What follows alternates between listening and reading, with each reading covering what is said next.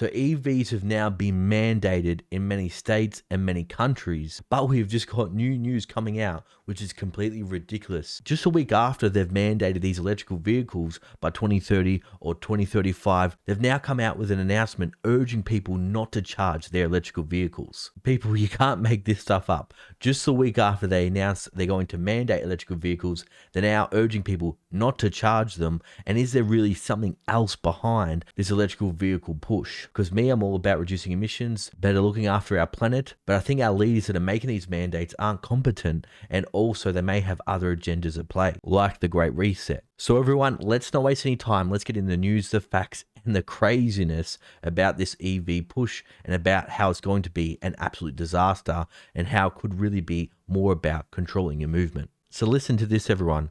California is the first state to make electrical vehicles mandatory, now telling its owners not to charge them. Again, this is absolutely insane. California approved a plan last week to end the sale of the new gasoline-powered cars by 2035, making it the first state to try to switch exclusively to electrical and other zero-emission vehicles. And to all my viewers in Australia, the EU, the UK, this is coming to our countries as well. They all have the same agendas to reduce all these emissions by 2030, and they're all now starting to mandate electrical vehicles as well. And look what's happening in Australia with the banks as part of this ESG movement.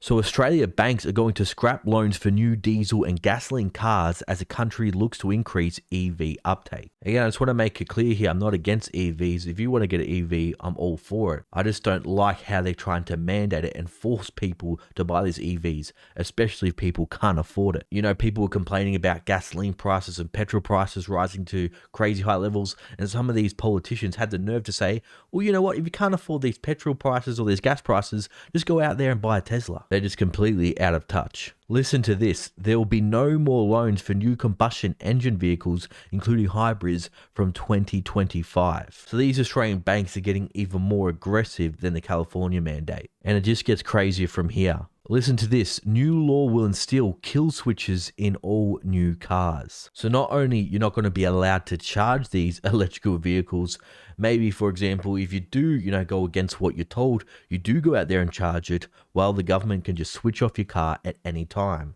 And what's even crazier or even scarier, for example, what I just experienced when I was living in Melbourne during 2020, when they had all the lockdowns, you weren't allowed to leave more than 5 kilometers from your home. Imagine how dystopian things could get with these laws, with these legislations. Say, for example, for whatever reason, there's some other lockdown and you go further than 5 kilometers or out of your zone, and then they just shut your car off like that. Now, again, this sounds like a dystopian nightmare, but again, these things are becoming more and more closer to reality every single day.